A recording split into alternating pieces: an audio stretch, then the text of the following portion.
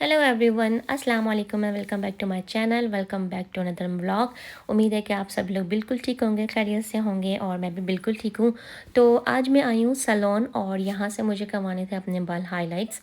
और वैसे मैं बहुत जल्दी अपने बालों को हाइलाइट्स नहीं करवाती हूँ। एटलीस्ट 6 to 8 मंथ का मैं गैप देती हूँ, क्योंकि आप कितनी ही अच्छी प्रोडक्ट यूज़ क्यों ना कर लें या कितने ही अच्छे सैलून पे आप क्यों ना चले जाएं, तो ओवरऑल जो रियलिटी है वो ये है कि जब हम बालों में कट डाउन करते हैं या जब डेवलपर ऐड करते हैं अपने बालों में, तो एक तरह से वो ब्लीच ही होता है। और ब्लीच करने के बाद बालों को फिर ना टेक केयर की ज़रूरत होती है। तो इसीलिए शौक़ तो मुझे बहुत है, मुझे हाइलाइटेड हेयर बहुत ज़्यादा पसंद है और मैं फिर ना अपने बालों की लेंथ भी शॉर्ट नहीं करवाना चाहती हूँ।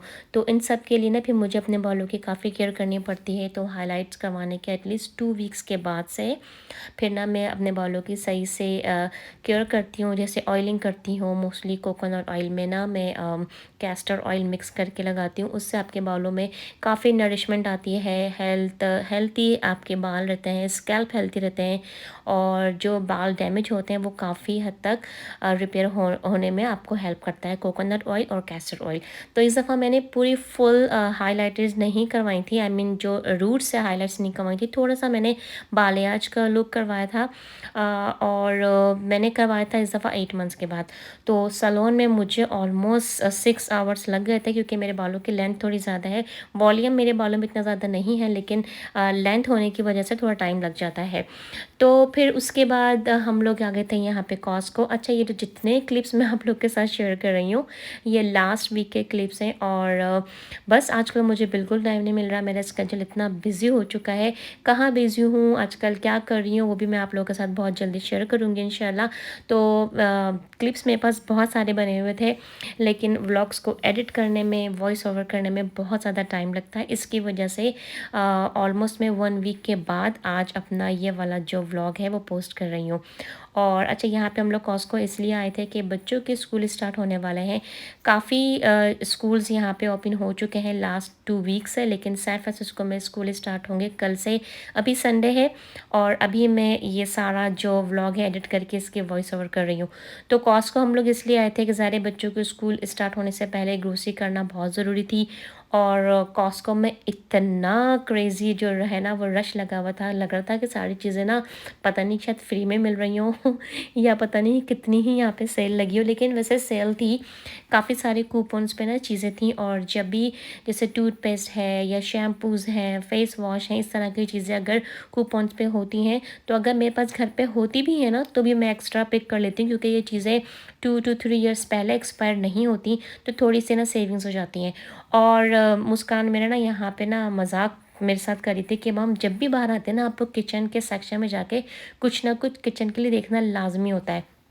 तो ख़ैर यहाँ पे ना ये कुल्फ़ी आई हुई थी कॉस्को में, जो मैंने इससे पहले कभी नहीं देखी। मैंने अपनी इंस्टाग्राम की स्टोरी पर भी शेयर की थी ये, और रील पर भी मैंने शेयर की थी। अगर आप लोग मुझे इंस्टा पे फॉलो कर रहे हैं तो आप लोगों ने देख लिया होगा।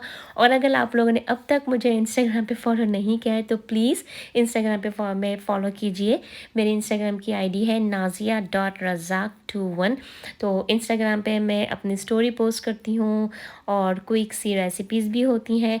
तो आपको अच्छा लगेगा अगर आप फॉलो करेंगे और मेरी स्टोरी वॉच करेंगे। तो खैर जल्दी से हमने यहाँ से कॉस्को की शॉपिंग, और बहुत ज़्यादा बिजी था। और ये सारी ग्रोसरी उठा के मुझे घर ले जाके सेट करके भी रखनी थी। और ना ये बहुत बड़ा काम होता है कि सारा जो फ्रिज का सामान है फ्रिज में रखें, फ्रीज़र का सामान फ्रीज़र में रखना होता है। और इसके अलावा जो क्लीनिंग सप्लाई वगैरह होती हैं या जो ड्राई ग्रोसरीज होती है, आपको उसको जाके ना सेट करके रखना होता है। अच्छा, अगर आपने लोगों ने कॉस्को से अभी तक ये वाली चॉकलेट चिप की जो फ्रेश बेक कुकीज़ ट्राई नहीं की ना, तो लाजमी ट्राई कीजिएगा, बहुत मज़े की है। बहुत सॉफ्ट और ना बाहर से इतनी क्रिस्पी होती है, अंदर से सॉफ्ट होती है, बहुत मज़े की होती हैं। खैर उस दिन तो मैंने आके इसके अलावा कुछ भी एक्स्ट्रा ना क्लिप्स नहीं लिए थे, क्योंकि ग्रोसरी को उठा के मैंने रखा था। और अब यहाँ पर है संडे का दिन, और संडे के दिन मैं थोड़ा जल्दी उठी थी। सिंपल सी मैंने कड़क सी चाय बनाई और मैंने हस्बैंड ने चाय पी। और उसके बाद यहाँ पर मैं बना रही हूँ सिंपल सा चिकन का सालन। अच्छा, रेसिपी मैं आप लोग के साथ शेयर नहीं करूँगी। मैंने सिंपल तरीके से बस प्याज, प्याज और प्याज को फ्राई करके जो घर के सिंपल से मसाले होते हैं ना, उसमें अच्छी तरह से भून के मैंने बस चिकन का सालन बनाया था। और अभी मैं जा रही हूँ वेडिंग पे मैं जा रही हूँ। मेरी बहुत बहुत प्यारी दोस्त है, मेरी बेस्ट फ्रेंड है और मेरे लिए वो मेरी बहनों की तरह से है। तो उसकी बेटी का है निकाह, बेटी की शादी है उसकी। और इतनी छोटी सी दुल्हन और दुल्हन की अम्मी भी इतनी छोटी सी माशाल्लाह। तो खैर मैं आपको अपने साथ वेडिंग पर लेके जाऊंगी, लेकिन उससे पहले यहाँ पर ये जो सारा जो काम झाम हो रहा है ना, वो हो रहा है फैंसी कपड़ों को आयरन करने का काम। आप लोग मुझे कमेंट बॉक्स में ज़रूर बताइएगा कि आपके इस तरह से जो हैवी वाले कपड़े होते हैं ना, जिसमें बहुत ज़्यादा हैवी एम्ब्रॉयडरी की हुई हो, स्टोन्स लगे हो, आप उन कपड़ों को आयरन कैसे करते हो। अगर मैं इसको स्टीम से आयरन करती तो ज़ाहिर है वो स्टीम की वजह से जो उसमें काम था वो ख़राब हो जाता। तो इतनी मुझे मुश्किल हुई ना इन सारे ड्रेसेस को। एक ड्रेस मेरा था रेड वाला और जो पीची टाइप का था वो मुस्कान का था। तो मैंने इनको पहले उल्टा किया, उल्टा करके हल्का सा मैंने बस प्रेस से इसको आयरन किया। और मसाला भून के चिकन को मैंने गलने के लिए रख दिया था। जब तक मैंने ये प्रेस वगैरह की तो यहाँ पे चिकन का सालन भी देखें बिल्कुल तैयार हो चुका था। और मैंने बनाई गर्मा गर्म पराठे और चपातियाँ और जल्दी से हम लोगों ने लंच किया। और लंच करने के बाद मैंने तैयारी शुरू की निकाह में जाने के लिए। अच्छा, ये जो जेंट्स हजरात है ना, इनका बड़ा ना मज़े का सीन होता है ना। तो इनके पास कोई टेंशन है कि कौन से ड्रेसेस पहनने हैं, कौन से शूज़ मैचिंग करने हैं। कोई भी आप इनको blue pants, dress pants, black pants आप इनको निकालें, आयरन करें और मैचिंग की शर्ट होती है ये पहन के रेडी हो जाते हैं। लेकिन हमारे साथ बड़ा मसला होता है कि ख़ासकर जब वेडिंग पे जाना, इतनी सारी चीज़ें करनी होती हैं। पहले तो ड्रेस का सिलेक्शन करना, कौन सा ड्रेस पहनना है, फिर साथ में ज्वेलरी कौन सी पहननी है, फिर मेकअप कैसा करना है। तो इस सब में ना हमको बहुत टाइम लग जाता है। मैंने ये वाला व्लॉग शूट करने से पहले, आई मीन ये तैयारी शूट करने से पहले ना, मैंने पक्का सोचा था कि इस दफ़ा ना मैं आप लोग के साथ एक क्विक सा मेकअप ट्यूटोरियल ज़रूर शेयर करूँगी। लेकिन आप मेरी ड्रेसर का हाल देख रहे हैं ना, इतना मैंने यहाँ पे खिलाड़ा डाला हुआ था मेरी ड्रेसर पे, इतना मैस था कि मैं आपको बता नहीं सकती। एक तो कहीं जाना हो ना, ख़ासकर अगर वेडिंग या किसी पार्टी में जाना हो, तो इतने सारे काम हो जाते हैं। मेरी पूरी ड्रॉज़ पूरी उल्टी पुल्टी हो जाती है। इतना सारा मेकअप का सारा सामान, सारी कॉस्मेटिक्स की चीज़ें सारी बाहर निकल जाती हैं। तो जल्दी से मैं तैयार हुई और फिर हमेशा की तरह से पता है क्या होता है, मेरा हेयर स्टाइल बनाना रह जाता है। और यहाँ पर ना मैं पाज़ेब पहन रही थी, इतना इसने मुझे परेशान किया है। मैं इसका लॉक लगाने की कोशिश कर रही थी, लेकिन मजाल है जो मेरी पाज़ेब का लॉक लग जाए। मुझे इतनी मुश्किल हुई है लॉक लगाने में। फाइनली मैं रेडी हुई हूँ और मेरा फुल मूड था कि इस दफ़ा ना मैं अपने बालों को ना कर्ल्स करूँ।